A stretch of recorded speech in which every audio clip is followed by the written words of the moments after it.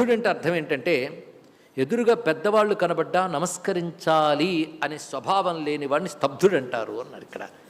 అంటే బిహేవియర్ తెలియదు అని అర్థం అండి. ఇంకా చెప్పాలంటే ఎవడి దగ్గర ఎలా ప్రవర్తించాలో తెలియదు వాడికి. దీనికి పెద్ద ఉదాహరణ ఏంటంటే బాగా ధనముద్దు రాజసం. అందుకే రాజసం తామసం దగ్గరికి వచ్చేస్తుంటాయి. రాజసం ఎక్కువ ఎంటర్టైన్ చేస్తే తామసంలో పడిపోయే ప్రమాదం ఉంది. తామసం బాగా ఎంటర్టైన్ చేసి రాజసంలోకి వెళ్ళవు, మరింత కింద పడిపోతావు తెలుసుకో ఇక్కడ. కానీ రాజసం ఎక్కువ ఎంటర్టైన్ చేసేమా తామసంలో పడిపోతాం. కనుక రాజసం సాత్వికంతో ఫ్రెండ్షిప్ చేసుకుంటే ఎప్పటికైనా సాత్వికంలోకి వెళ్ళిపోవచ్చు. రాజసమే తామసం వైపు తిరగక్కర్లే, కేవలం రాజసమే పెంచుకుంటూ పోతే తప్పకుండా తామసం అయిపోతావు తెలుసుకో ఇక్కడ. అది ఆ మాట జాగ్రత్తగా గుర్తుపెట్టుకోవాలండి. అందుకే తామసంలో చెప్తున్న స్తబ్ధ శబ్దం తెలుసుకోవాలి. స్తబ్దుడు. గొప్ప సంపన్నుడు కొడుకులు ఇద్దరు ఉన్నారు. వాళ్ళు పుట్టిన దగ్గర నుంచి సంపన్నులే, అదే పెద్ద ప్రమాదం. ఎందుకంటే వాళ్ళు భోగం తప్ప మరొకటి తెలియదు. వాళ్ళ ఇంట్లో అడుగు వేస్తే కాలు కింద పెట్టనివ్వలేదు వాళ్ళ అమ్మ నాన్న, అంత సంపన్నులు. కనుక వాడి కష్టం తెలియదు. దానితో అహంకారం పెరిగింది. ఏది కావాలంటే అది అమరిపోతుంది ఇక్కడ. దానికి తోడు వాళ్ళ నాన్నకి పదవి కూడా ఉంది, ఇంకా చెప్పక్కర్లేదు ఇక్కడ. ఏది కావాలంటే అది వచ్చేస్తుంది వాడికి. కావాలంటే అధికారం ఉంది, సంపద ఉంది. పైగా ఆయన పెద్ద రాజు, మామూలు రాజు కాదు, రాజాధిరాజు అంటారు ఆయన ఇక్కడ. వాళ్ళ కొడుకులు ఇద్దరు. వాళ్ళు ఇద్దరు భోగలాలస్సులై అధికారం, ధనం, యవ్వనం కూడా ఉంది గనక స్త్రీలోలులై ఆ కామినీ కాంతలతో కలిసి చలకాలాడుతున్నారు. అక్కడికి వచ్చాడు సిద్ధపురుషుడు మహాత్ముడు, వీణానాథన శీలుడైన మహాత్ముడు వచ్చాడు. వచ్చినప్పుడు ఈ ఆడవాళ్ళు ఒక్కసారి అయ్యయ్యో ఎవడ మగాడు వచ్చాడు సిగ్గుపడ్డారు. కాస్త ఏదో అదృష్టం. వీళ్ళు మాత్రం అలా చూస్తున్నట్టు అలాగే.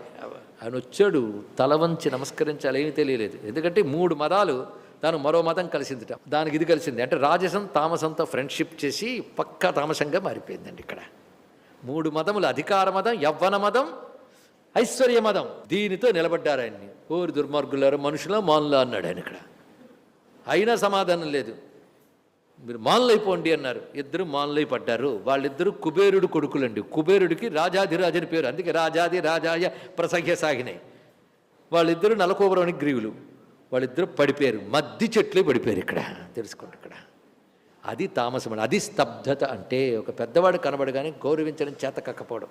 అగస్త్య మహర్షి వస్తే గౌరవించడం ఇంద్రజుమ్నుడు.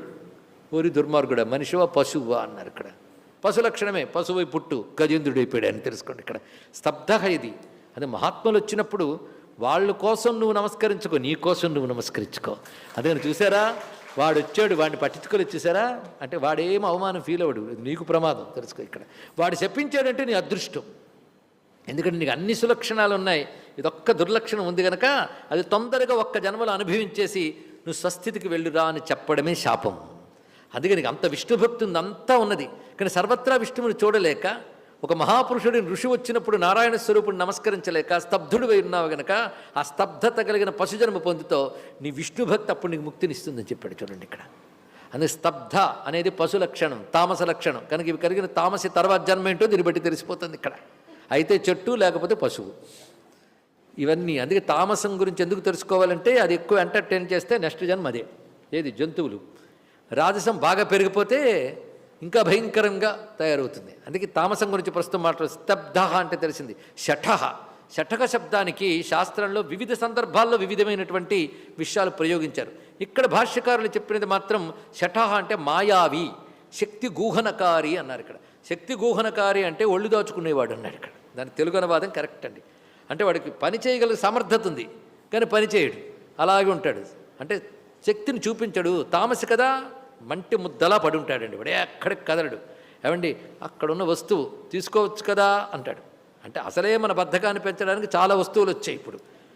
ఎందుకంటే కదలకుండానే ఇటు నొక్కితే ఫ్యాన్ తిరుగుతుంది, అటు నొక్కితే టీవీ పనిచేస్తుంది, ఇటు నొక్కితే తలుపు తెరుచుకుంటుంది, వేసుకుంటుంది. అన్నీ ఇక్కడి నుంచే. ఆ రిమోట్ పొరపాటు పక్క టేబుల్ మీద పెట్టాడు. అరే అంత ఫ్యాన్ తిరుగుతుంది అంట, ఇవి మోగుతుంది, కంట్రోల్ చేయమంటే రిమోట్ అక్కడ ఉందన్నాడు.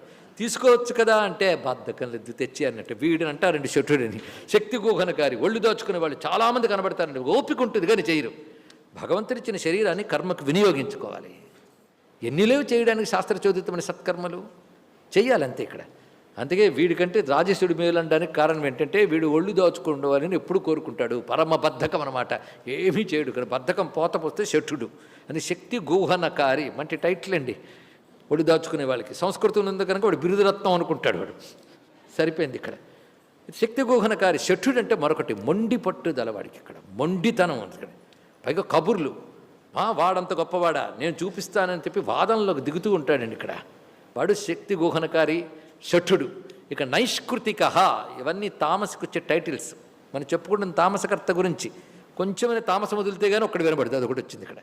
నైష్కృతిక, నైష్కృతిక అంటే పరవృత్తి ఛేదన, పరవృత్తి ఛేదనపరహ అన్నారు ఇక్కడ.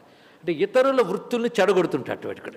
అంటే ఇతరులు ఏదో వాళ్ళ ఉపాధి కోసం వాళ్ళు బతుకుతూ ఉంటే అవి చెడగొడుతుంటాడు అని మాత్రమే అర్థం కాదు, ఇతరుల పనులు చెడగొడుతుంటాడు ఇక్కడ. వీడు చెయ్యడు సరికదా, చేసేవాళ్ళ పనులు చెడగొడుతుంటాడు, అలాంటి వాడు అన్నాడు ఇక్కడ. అంటే ఎవరిని వాళ్ళ మానాన వాళ్ళని బతకనివ్వడు. వీళ్ళందరూ తామసులు. ఇంకో మాట చెప్పారు, మనస్పర్ధలు సృష్టించేవాడు అని కూడా అంటున్నాడు. అంటే ఇంకో వృత్తి చెడగొట్టంటే వాడిని వీడిని చెడగొట్టుకోండి కొంత, అదో కాలక్షేపం. ఇంటికి వస్తారు, పిన్నావటాయి మొన్న నువ్వు ఆమె కలిసి ఫ్రెండ్లీగా సినిమాకి వెళ్ళడం చూశాను, ఆమె ఏమనుకున్నావు, నువ్వు ఎన్ని మాట్లాడిందనుకున్నావు మొన్న నిన్ను అనగానే, అమ్మనా నన్ను నిన్ను మాట్లాడిందా అని, అమ్మయ్య వచ్చిన ప్రయోజనం నెరవేరిపోయింది వెళ్ళిపోతారు వాళ్ళు ఇక్కడ. వీళ్ళందరూ కూడాను నైష్కృతిక అన్నారు ఇక్కడ. స్వస్తి.